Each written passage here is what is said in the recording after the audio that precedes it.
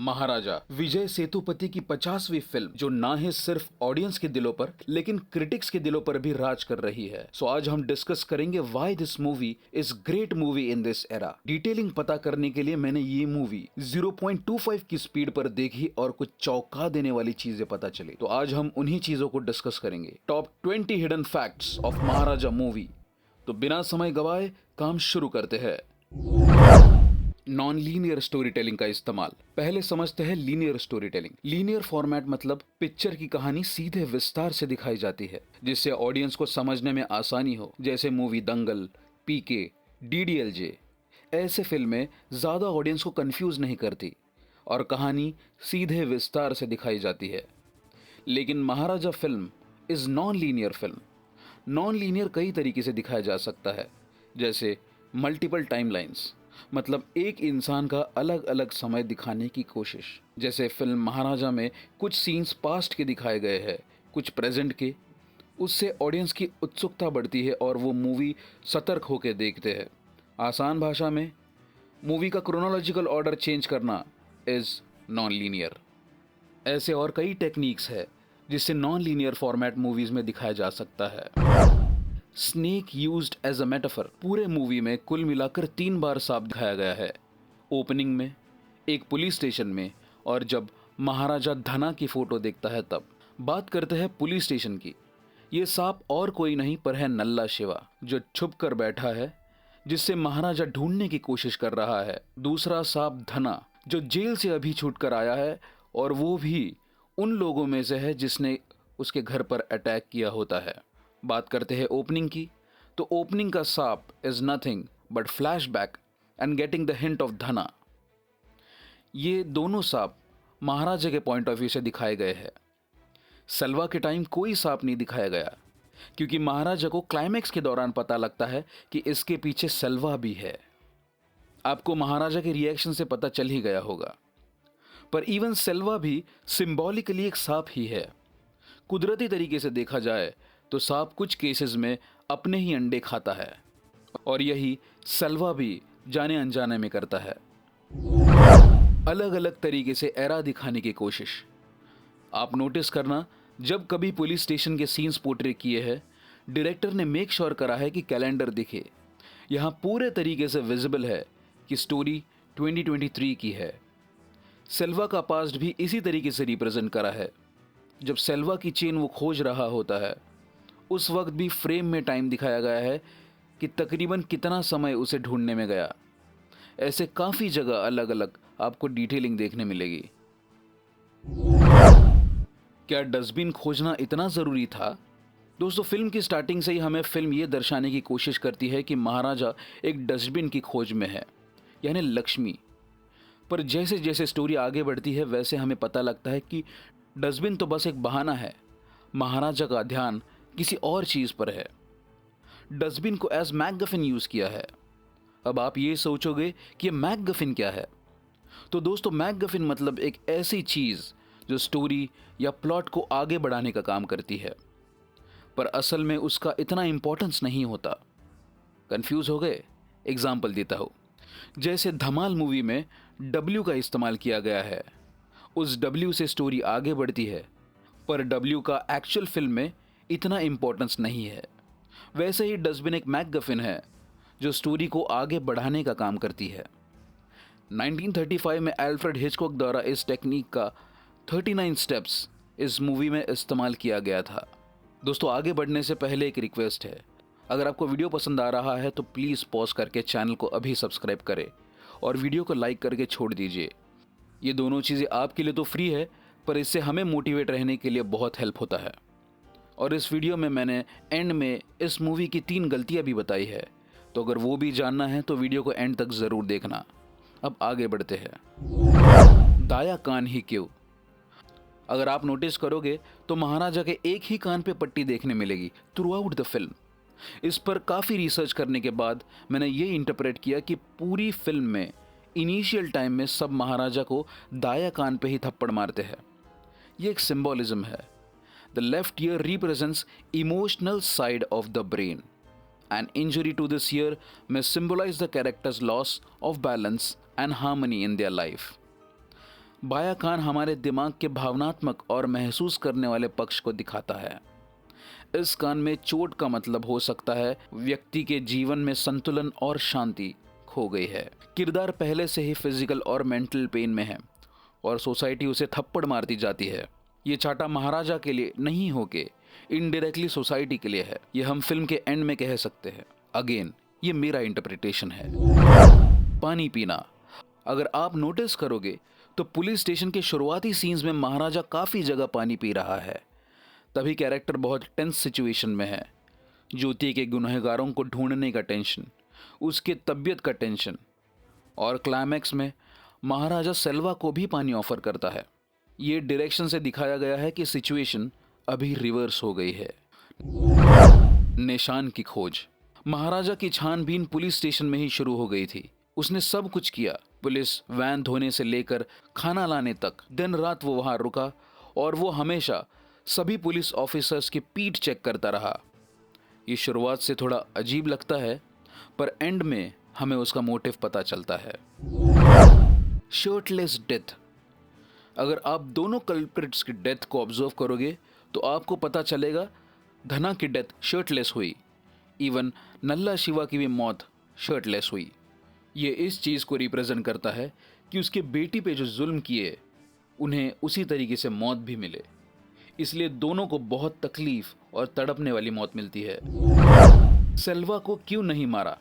दोस्तों, सेल्वा को जिंदा इसलिए छोड़ दिया क्योंकि महाराजा ने उसकी बेटे से प्रॉमिस किया होता है कि वो उनके गुनहगारों से उसे मिलवाएगा, और सेल्वा ने भी ज्योति को मारा नहीं था, जिंदा छोड़ दिया था। महाराजा उसे मौत नहीं देता। जिस तरीके से सेल्वा ने ज्योति को लातों से मारा था, महाराजा उसको भी उसी तरीके से सजा देता है और सेल्वा अपने ही पश्चाताप में मर जाता है। Why he teared the police officer shirt? तो इसका रीजन यह है कि महाराजा उसके पीठ पर निशान ढूंढने की कोशिश करता है, पर खींचातानी में उसका शर्ट फट जाता है। और देखा जाए तो महाराजा का कैरेक्टर उसूलों वाला है। फर्स्ट सीन में ही ये पता चलता है कि उसकी बेटी की गलती ना होने की वजह से वो फाउंडर को किस तरीके से माफ़ी मांगने को कहता है, और पुलिस स्टेशन में कंप्लेन ना लेने के कारण ही गेट्स ऑफेंडेड और वो निशान ढूंढने के चक्कर में उसका शर्ट फाड़ देता है। Background of Nalla Shiva. Movie के शुरुआत में ऐसा लगता है नल्ला शिवा कोई पुलिस ऑफिसर है जो कल्प्रिट है, पर बाद में हमें यह पता चलता है नल्ला शिवा एक पुलिस ऑफिसर ना होके एक पुलिस इन्फॉर्मर है। हम ये भी कह सकते हैं शायद सेल्वा और धना पकड़े जाने के पीछे नल्ला शिवा हो सकता है, क्योंकि सिर्फ सेल्वा और धना ही पकड़े गए थे, नल्ला शिवा नहीं। और एंड में भी नल्ला शिवा पैसों के लिए कुछ भी कर सकता है ये दिखाया है, तो वो पैसों के लिए सेल्वा की भी खबर दे सकता है। हाथों की शक्ति। पहला सीन हो या पुलिस स्टेशन का या फिर कोई एक्शन सीक्वेंस, इसमें एक चीज कॉमन है, that is strong hands of Maharaja. Maharaja अपना घर चलाने के लिए नाई का काम करता है। ऐसे काम करने के लिए हाथ हल्के रखने पड़ते हैं। That represents his soft side for his family. पर जब बात उसके परिवार की सुरक्षा की आती है या उसूलों की, वही हाथ मजबूती भी दिखाते हैं। That reveals dual side of his personality. Greatness of music. जब महाराजा कंप्लेन लिखाने आता है तब म्यूजिक पुलिस ऑफिसर के पॉइंट ऑफ व्यू से फनी दिखाई है और साइमल्टेनियसली महाराजा के पॉइंट ऑफ व्यू से सीरियस प्रेजेंट करी है। इस तरीके से बैकग्राउंड म्यूजिक जस्टिफाई होती है और काफ़ी सारी जगह पर बैकग्राउंड म्यूजिक ने मूवी का ओवरऑल इम्पैक्ट बढ़ा दिया है। Logic of locket and last frame. Silva का उसके बेटे के साथ बॉन्डिंग बहुत ही ओपन दिखाया है। वो उसे दुनिया की हर खुशी देना चाहता है जो उसे भी ना मिली हो, पर जब वो उसे अपने ही पैरों से पीटता है उसे अंदाज़ा नहीं होता ये वही लड़की है जिसे कभी वो दुनिया की हर एक चीज़ उसके कदमों में रखना चाहता था। एंड फ्रेम में जब पैरों के निशान में उसका खून जाता है और वो लॉकेट वहाँ गिरता है, तो सिंबॉलिकली ये रिप्रेजेंट होता है ज्योति के शरीर पर जो जख्म है, जो खून है, उसका जिम्मेदार सेल्वा है। And he page the price by sacrificing his own blood and life. दूसरे अहम किरदार इस फिल्म में हर किरदार का कनेक्शन कहानी से अच्छे से कनेक्ट किया गया है। जैसे फिल्म के ओपनिंग में महाराजा का क्लोज फ्रेंड है जो डॉक्टर है, वही एंड में भी महाराजा को हेल्प करता है। जब ज्योति इंजर्ड होती है तब उसको टीचर के घर ले जाया जाता है। घर के पोस्टर से भी ये रिप्रेजेंट किया गया है। वो पुलिस के पास नहीं जाता क्योंकि महाराजा को उन लोगों से बदला लेना होता है, लेकिन डॉट्स को कनेक्ट करके पुलिस को भी पता लगता है और पुलिस भी आखिर में महाराजा की मदद करती है। Symbolic frame. ओपनिंग सीन में जब महाराजा की वाइफ की डेथ होती है तब ये फ्रेम रिप्रेजेंट करता है कि उसकी बीवी इस दुनिया में नहीं रही, लेकिन जब ये फिल्म के एंड में हमें फिर से कहानी दिखाई जाती है तब सिंबॉलिकली ये दिखाया गया है कि महाराजा की बीवी के साथ साथ उसकी बेटी की भी डेथ हो जाती है। इसे कहते हैं विजन और डायरेक्शन दोस्तों। फिनोलेक्स एक हिडन स्पॉन्सर। जी हाँ दोस्तों, फिनोलेक्स काफ़ी जगह पर विजिबल है। 4 से 5 बारी ये ब्रांड इंटेंशनली प्लेस किया गया है जिससे व्यूअर्स का ध्यान भी खींचा ना जाए और एडवर्टीजमेंट भी हो जाए।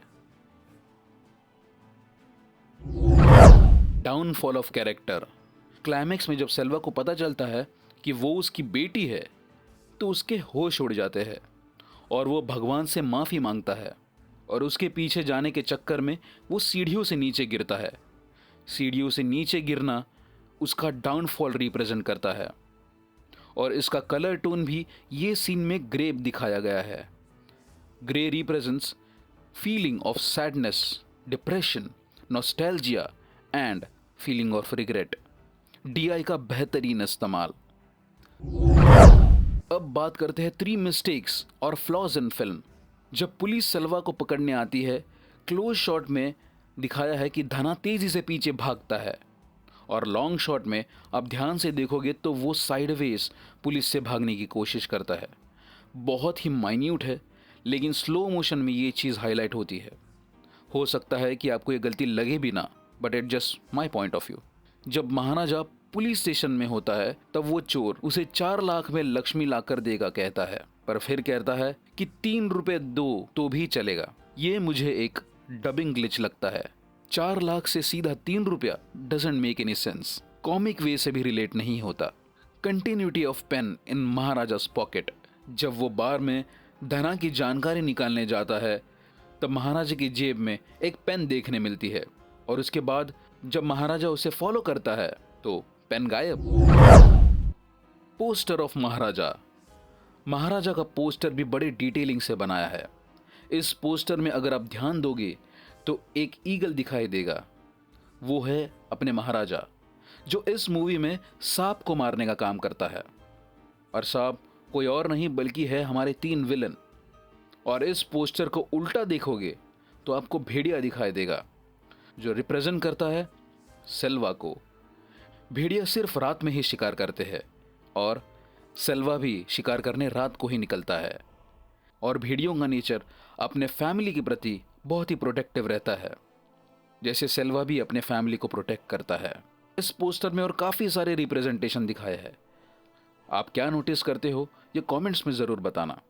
दोस्तों ये मेरे कुछ ऑब्जर्वेशंस है इस फिल्म को लेकर, और कौन से फिल्म पे मुझे ऐसे डिटेल वीडियो बनानी चाहिए वो कमेंट करके ज़रूर बताना। और कुछ पॉइंट्स मुझसे छूट गए हो तो वो भी कमेंट करना। Even I am in my learning phase. और ऐसे ही वीडियोज़ आपको देखने हैं तो चैनल को सब्सक्राइब ज़रूर करना। मिलते हैं अगली किसी वीडियो में। शुक्रिया।